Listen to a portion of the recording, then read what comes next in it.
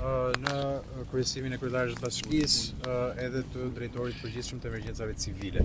Së bashku me Ministrin e Bujqësisë kemi realizuar dislokimin e forcave civile dhe ushtarake në terren në të dy krahat e Gryk-derdhjes së Vjosës.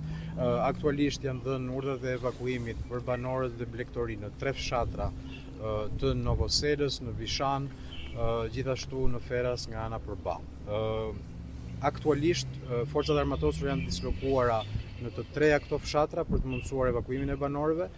Ekipet e emergjencave dhe urgjencave mjekësore janë gjithashtu në prani në çdo banesë për të siguruar mbarvajtjen e operacionit dhe për të ofruar shërbimet shëndetësore në rast nevoje.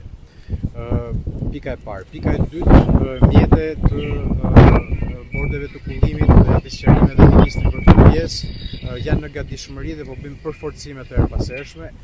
Jemi në momente ku kotat maksimale janë të i kaluar, jemi ende 30 cm më poshtë se situatën që kishim në nëntorin e kaluar, por pruret janë të atilla që konsiderojmë përkeqësim në 4 orët në vijim.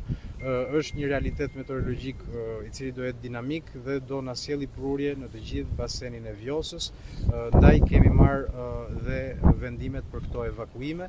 I kërkojmë banorëve që të zbatojnë udhëzimet e policisë së shtetit që është terren, të ndihmojnë forcat armatosura për të mos penguar evakuimet qoftë të banorëve, qoftë të fermave dhe të gjës së gjallë, në mënyrë që të kalojnë nga ana përtej zonës së rrezikut.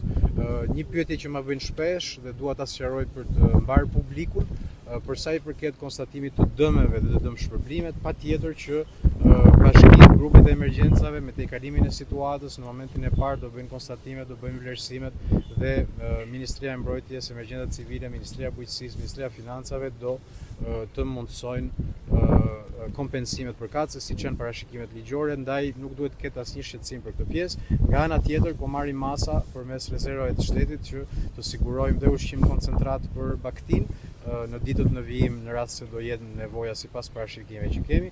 Sikundër dhe banorët e evakuuar, Bashkia e Vlorës ka siguruar të gjitha kushtet qoftë në konvikte, qoftë edhe në hotele që janë në dispozicionin e emergjencave civile për të qëndruar pranë banorëve në çdo rast. A kemi një rrezikshmëri që viti duhet të